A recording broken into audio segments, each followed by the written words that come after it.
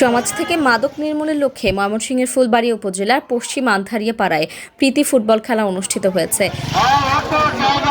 শুক্রবার বিকেলে পশ্চিম আন্ধারিয়া পাড়া নলুয়াকান্দা স্বতন্ত্র মোড়ের উন্মুক্ত স্থানে খেলার আয়োজন করে স্থানীয় সচেতন সমাজ। এতে অংশগ্রহণ করে অটো গাড়ির চালক একাদশ এবং অটো গাড়ির যাত্রী একাদশ। এর আগে ফুলবাড়িয়া ইউনিয়নের ১ নং ওয়ার্ড বিএনপির সাবেক সভাপতি আব্দুল মালের সভাপতিত্বে প্রধান অতিথি হিসেবে খেলার আনুষ্ঠানিক উদ্বোধন করেন উপজেলা মৎস্যজীবী দলের সদস্য সচিব ইমরান হোসেন সবুজ।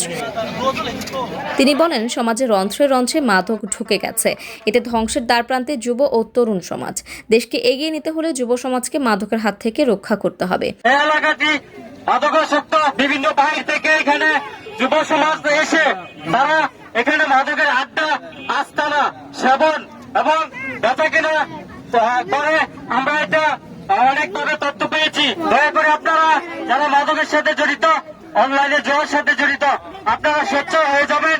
আজকের পর থেকে কোন এলাকার ভিন্ন লোক এই এলাকায় মাদক যাতে সেবন করতে না পারে, সেই সাথে এই এলাকায় যারা মাদকের সাথে জড়িত আছেন আপনারা আজ থেকে আল্লাহর রাস্তায় তওবা করেন, যাতে মাদক সেবন না করেন।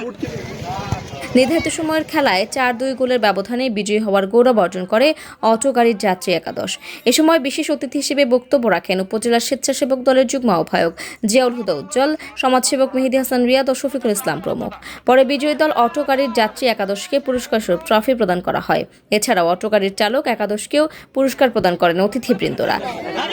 আয়োজনের সার্বিক তত্ত্বাবধানে ছিলেন মোহাম্মদ হরমুজ, আখের আলী, আশিকুর রহমান, লিটন মিয়া, আবুল কাশেম, সাজু মিয়া, কিতাব আলী ও মাসুদ রানা প্রমুখ।